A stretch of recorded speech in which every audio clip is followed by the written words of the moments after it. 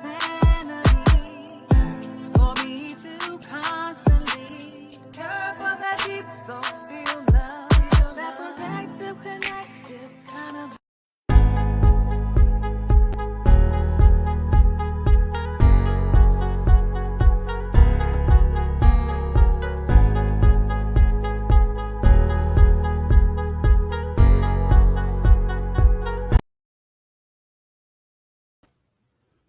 Greetings, beautiful ones. I am Ms. BJ Martin, and this is Snails with No Shells. Leave that shell at the door. Be a slug for a little while. It's okay. Now, without further ado, I'd like to bring to the stage my special guest, Nathaniel Ross.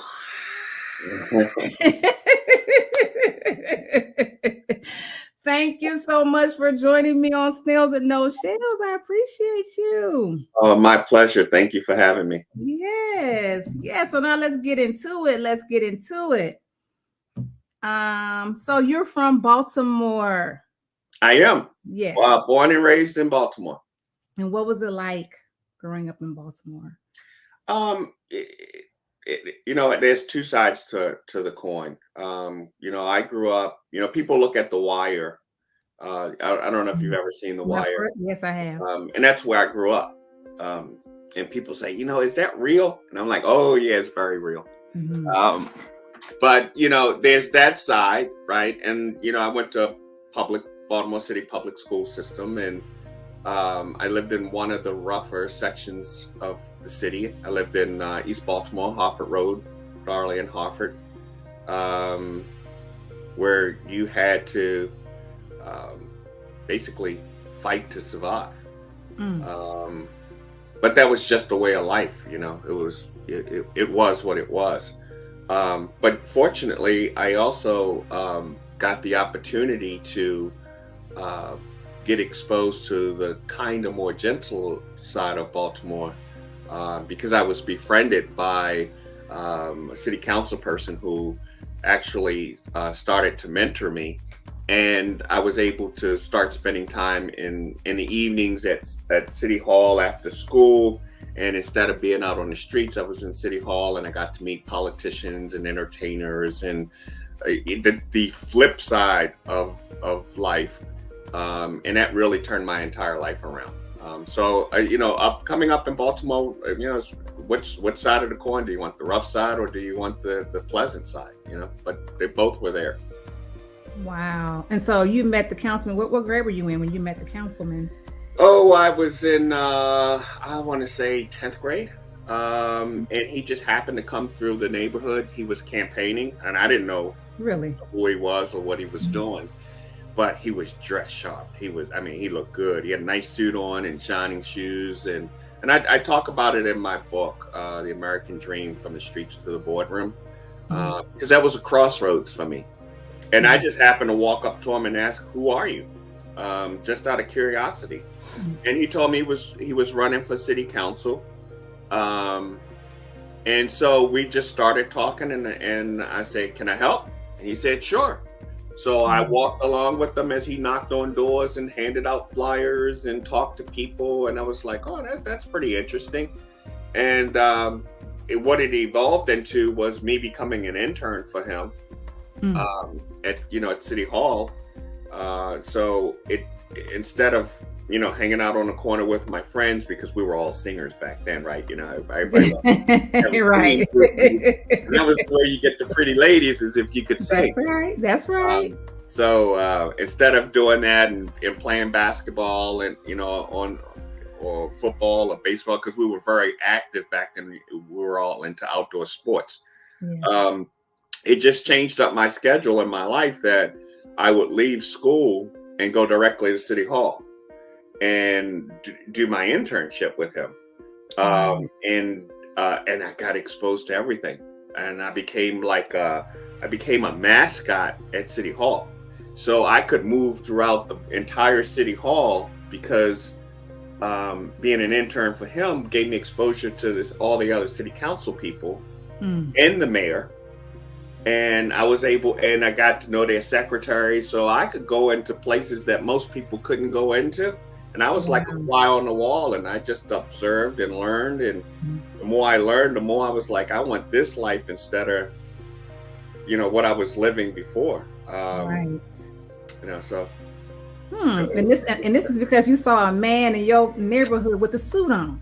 So appearance is important. Appearance is important. Appearance is important, but when I look back, because you look at connecting dots, right? Yes. That was a crossroad. If I had not asked him, can I help you? He would not have helped me. Right. So that's why it's extremely important that you help people, because there are people out there, and not to use them, right? But when you help people, people will help you. So. You sound like a little bit of destiny to me, but that's just my thought. I think that there's destiny, and it comes, there are certain things that are destined to happen. But we have freedom of choice. That is true. And we can choose to take it or not. My life could have gone either way. I could have become who I've become today. I had the luxury of being a global executive in a Fortune 400 company. I'm a global empowerment coach. I'm an author. But it could have easily gone the other way, where I could have been on the street selling drugs, robbing people. I could have had that street life easily. Yes. So I count my blessings, and it all comes from those crossroads. You get to them, and you got to decide which way you're going to go. Okay. Well, before we get into your coaching and everything, I'm just curious as to know, what did you want to be when you grew up? Well, before meeting the city councilman, I had no idea what I was going to be growing up. I knew that my first experience at working, as we had these programs back then where you get these jobs, and I think we were making like $3.15 an hour, something like that. But I had gotten a job working at a school, and I was like, this is okay. It puts money in my pocket, but I didn't have any passion for it, right? And then I got a job with the sanitation department, and so I was assigned to this sanitation worker, street cleaner. And I had my little hokey pokey stick, and my job was to go around with the little stick and pick up trash off the streets. And I did that for one day, and I was real clear that was not what I wanted to do. And don't get me wrong, and no disrespect for the people who do it, because we need people to do that. And he was making, I think he told me he was making $40,000 or $50,000 a year back then, which was a lot of money. But it was like, I don't really care about the money. That I will not be doing for a living every day. Right. But when I did, I guess before that, I guess if I have to really think about it, I thought I wanted to be a singer. I wanted to be an entertainer. I wanted women. I wanted money and fame. But once I met the city council person, I wanted to be a politician. Okay. And then I realized what politicians had to go through. And I was like, I don't want to be a politician. I don't want to do that either. So I left it wide open. And fortunately, from being in that environment, it got me to college, because I was not destined to go to college. So, and where I'm from, between 18 and 25, you're either dead or in jail. Right. So, so it wasn't like I'm looking to go, what am I going to be when I'm 30 years old? Because I didn't expect to live to be older than 25, without going to jail. So there was no real brightness of the future there for me. But once I met the city council person, that all changed, because it gave me the opportunity to go to college. And when I went to college, that opened up just like all kinds of doors and opportunities for me. And he actually, I got into college not because of my grades. I got into college because of who I knew. Okay. And I will own that. Right? Yes. I was an okay student, but I got in because I was probably, and I'm speculating here, but I can say I was probably the only student in that particular admissions group that had 19 city council people, letter of recommendations. Plus My goodness. I bet. Yes, I think the admissions committee said, well, I think we better seriously take a look at this Right. person. But I think that, you know, I know that's what got me into college. It wasn't my grades. Mm-hmm. Mm-hmm. So that, and then that just opened up a whole other, you know, group of opportunities for me. And one of the people that, Carolyn Stith, she was like the director of the community center that I went to in the neighborhood. And she made me promise to her that I would get my college degree. Okay. And unfortunately, she passed. And when, so I was like, because I was going to quit. But I was like, how do I take back a promise that I made to a person that's dead? I can't. Nope. So I had to go through, and that's what gave me the determination to go through and get my college degree, finish my college degree. Wow. Wow, that's beautiful. Yeah. You kept your word. I did. Wow. And that's amazing. You made one choice, and how it just, you know, it then it's this, then you get this choice, and you got this choice. You just changed probably what the future trajectory of your whole life just by making that one choice. Just asking somebody with a nice suit, I'm just saying, can I help you? Yeah. So, you know, and it goes back even earlier than that, because one of the first things I remember is, you know, we got to connect dots, right? And a lot of people don't take time to connect the dots in their life. I was in foster care a lot. Wow. My mother had an abusive boyfriend. He, you know, beat her, the drugs, the whole 9 yards, right? And I ended up in foster care, and my mom came and got me after I was there for a while, and I lived with her, and then he did it some more. Right. So we ended up in a shelter, homeless shelter, and I said to my mom, and I was second grade. I said to my mom, "Can you put me back in foster care?" Because I didn't want to go back into the home with her and with all that. I mean, it's hard to hear your mom getting beaten. You can't do anything about it. And she said, "Sure," and she did, and she put me back in foster care. And I carried an attitude and a grudge and probably some hatred, right, about that with her. But later in life, as I got older, I realized that that was one of the most loving and selfless things that she could do. Because if she hadn't done that, I would have for sure ended up in the streets. Because she didn't have anything to offer me that was different than what everybody else had in the neighborhood. But by her putting me in foster care, it took me down a different path. And while I was in foster care is when I met the city council person that was walking and campaigning through the neighborhood. Okay. So. Wow. Wow, your story is amazing. Wow. Thanks. I mean, to me, it's just life. That's just what happened, Wow. Oh, shoot. And we probably could talk about just that part for another hour or so. Dang. Wow. That's very inspiring. That is. So, when I talk to people, especially younger people, but even older people, it doesn't matter what your circumstances are in life. They are what they are, right? Get over them and do what you got to do to go and navigate and move to where you want to get to. That's what it comes down to. Yes, I agree.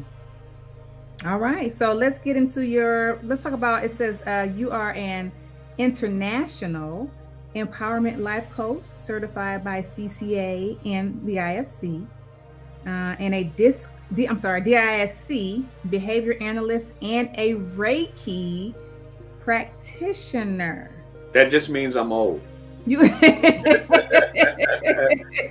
I had time to do all of that stuff. That's what that means.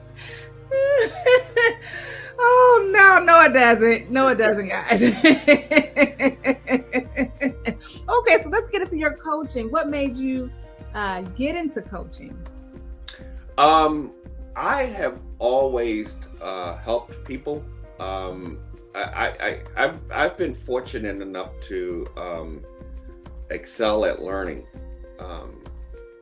So, when I was in college, I did myself a disservice because I could go to a class, and I'll give an example. I was a double major in political science and communications.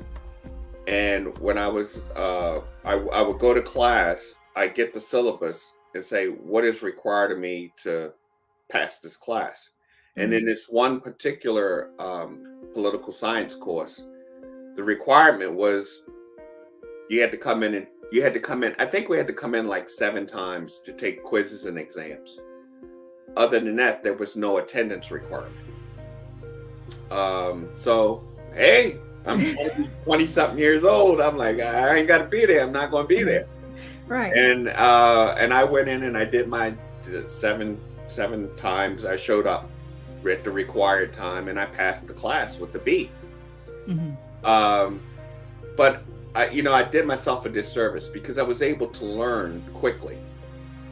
But I didn't learn what the teacher had to offer because I wasn't there to engage with the teacher. Okay. So I cheated myself, really. Even though I got the grade and I got the degree, I cheated myself out of the experience and out of the knowledge that I could have gotten if I had engaged.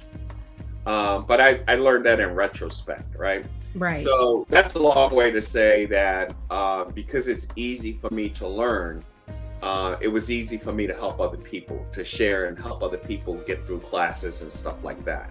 So it became real, natural for me to help people. Okay. And I became, when I left college, I went into an assistant director of residential services position. And I was the youngest administrative person on staff at Oberlin College. And where's that located? Where's Oberlin? Oberlin, Ohio. Okay. So it's a liberal arts college. So I was the youngest staff member on the team there, and so I was 25 and 24, turning 25, and all my colleagues were in their 40s and 50s, and wow. I could relate better to the students than I could to them, right? Right. And within 8 years, I became assistant dean of students, associate dean of students. So, like I said, I learned fast. I learned what the system is. I worked the system. I navigated around, and so again, I would just help people. So it just it was a natural thing for me. So before coaching even existed, I was coaching, and that's what one of my former clients said to me. He goes, you've been doing this stuff all for the last 20 years before coaching even became a thing. So it was just a natural for me to go, okay, if I do this naturally anyway, I might as well get the certification to go with it. Okay. So I got the certification. Okay. So what makes it says international empowerment? What does that mean? Well, the empowerment coach is the designation. What I do is I empower people. I teach them how to work from their own powerful position, because most people are insecure. They probably aren't going to say that, right? But most people are insecure. So it's like, my coaching helps you to tap into the power of who you are and to use your own power to get from where you are to where you want to get to. The international part just means that I have clients around the world. So, I got, whether they're in Russia or Pakistan, India, it's wherever. I just happen to have clients around the world. Okay. Okay. And so you've been doing this for a long time. I have, yeah. Well, okay. And you know what? And I enjoy it. You know, it's one of those things that I thoroughly enjoy. It's a passion of mine. It's not a career for me. And I guess that's important. When you're passionate about it, you're gonna approach it differently and feel a different way about it. Yeah, you know, and one of the big distinctions between my coaching practice and most other people's coaching practice is that most coaches, they do it because it's a living for them. That's how they make their money. I don't make my living off of coaching. Okay. I've been fortunate enough and have met the right people that I've done the right financial things over the years that I'm financially independent. So I can live the rest of my life without working. So when I coach, I charge people, but I charge them less than what a normal coach would charge them, because I think, especially for women and people of color, there's such a big gap that, and there's a financial gap as well as an educational gap. So I charge less than what the going rate is, so that they can get the education and also make it affordable to them. And you got to have some stake in the game. You got to have some skin in the game, because if someone gives it to you for free, you have no value in it, right?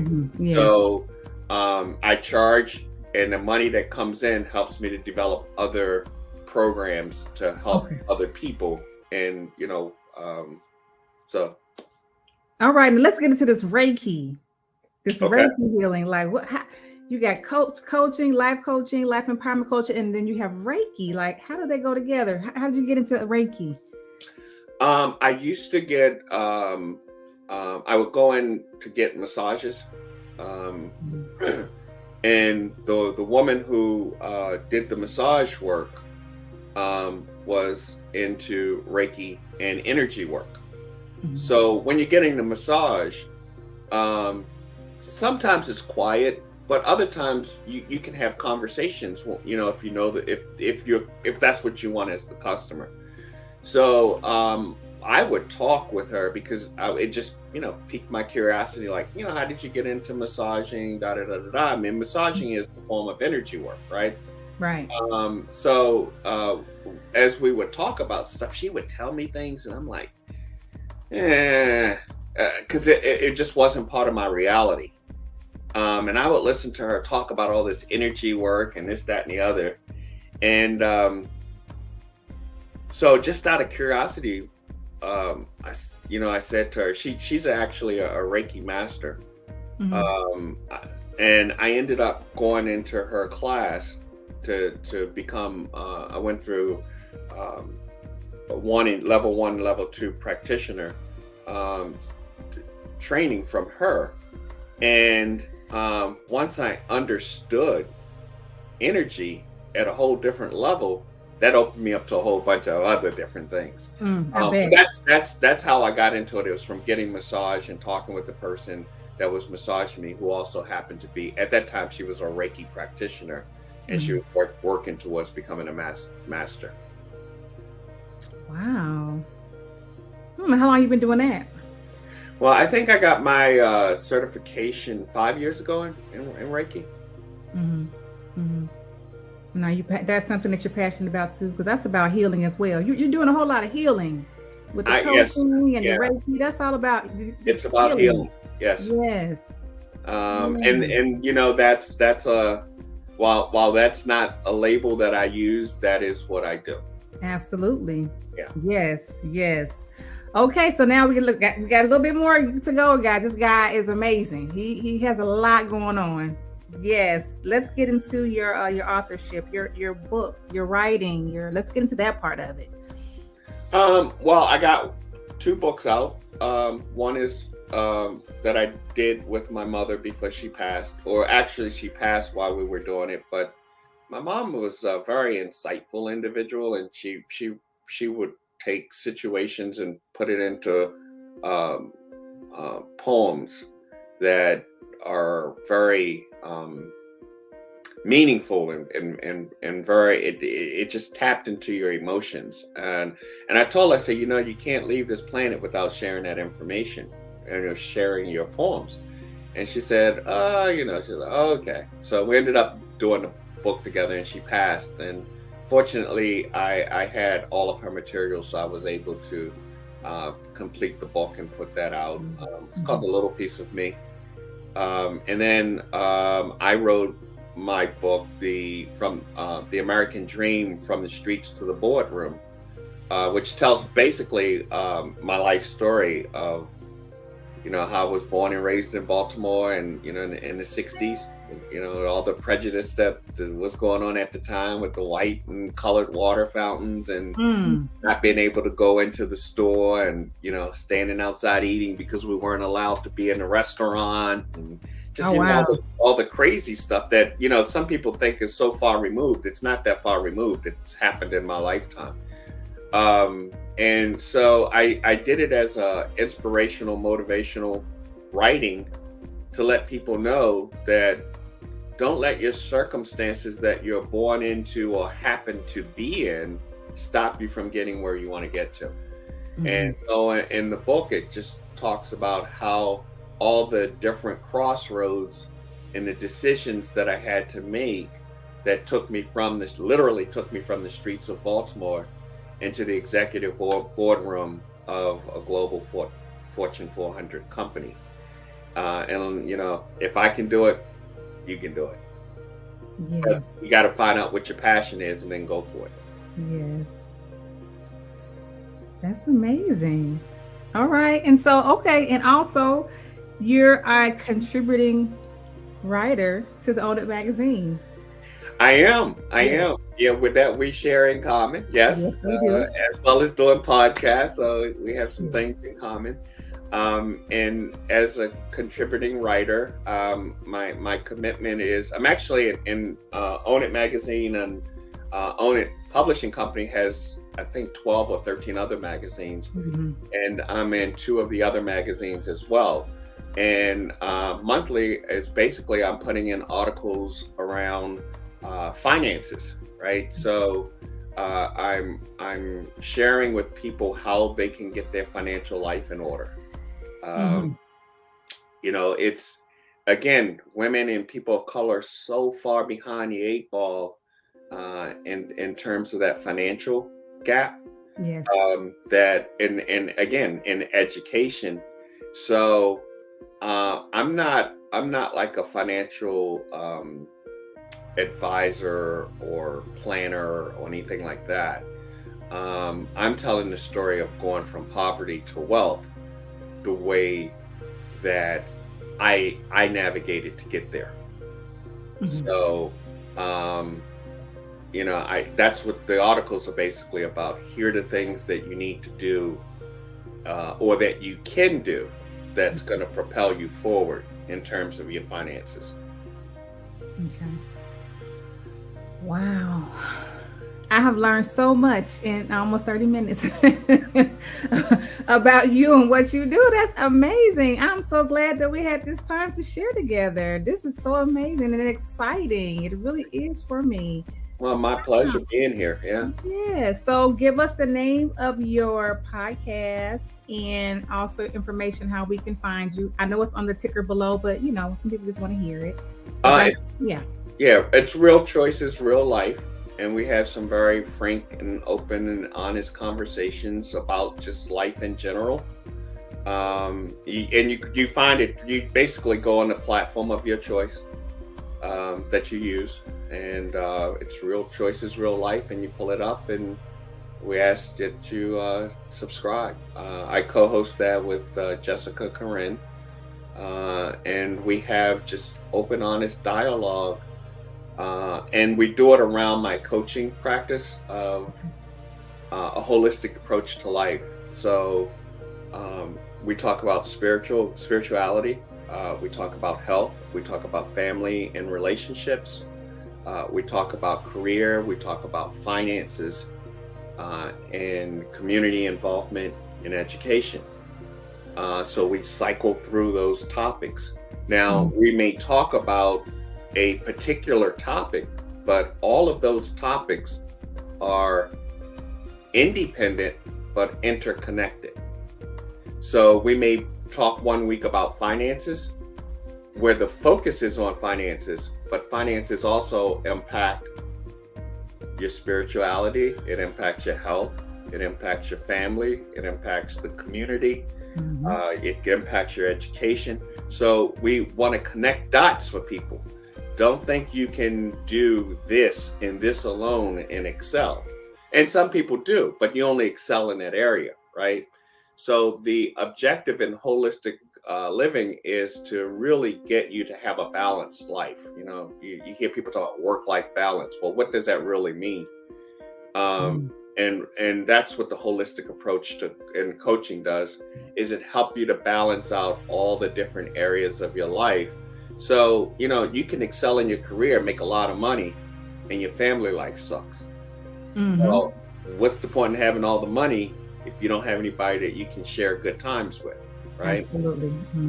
Or you do well in your family situation and your finances suck, and then you don't have the means to do what you want to do with your family.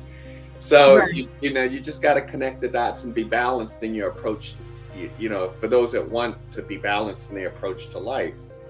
And my belief is that at the end of the day, we're all looking for peace and tranquility. And we're just going about it a whole lot of different ways to get there. And we're finding out what doesn't work.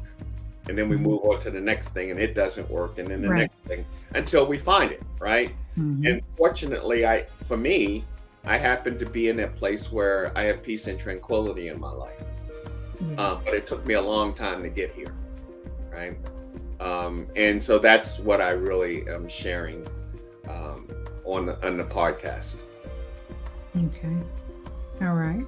So go ahead and give us your handles and your wwws and all that good stuff, because this is going to be on audio as well. Okay. So my website is, it's really easy. www.nathanielxross.com, and that will link you to any and everything that I do. The podcast is your choices, real choices, real life.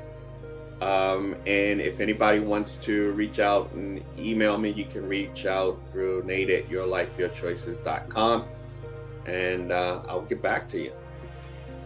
Awesome. So is there anything that you would like to say before we go? Just maybe an inspiring word, something encouraging, a quote, anything like that? Well, I'll give you my quote, and I'll give you what I think is a nugget that will help you in life. So my quote is, life is about choices. What's yours? Right? You get to choose what you want your life to look and what you want your life to be. So, so a word, if I had to leave a word of inspiration or motivation for you, for the listeners, I would say just whoever you interact with in life, and this is my own personal practice, whoever you interact with, make it a positive interaction and give them a gift. Give them some type of gift of knowledge or something that they did not have before they had a conversation with you. And that's how I practice my life. Awesome. Beautifully said. Thank you so much, Nathaniel Ross, for joining me on Snails with No Shells. We appreciate you. And yeah, thanks for having me. I've enjoyed it. Time has gone by quickly. It did. It really has. Yes, and I would like to thank the Own It platform as well for this broadcast. And before we go, I would just like to say, remember, just like the sun, you are necessary.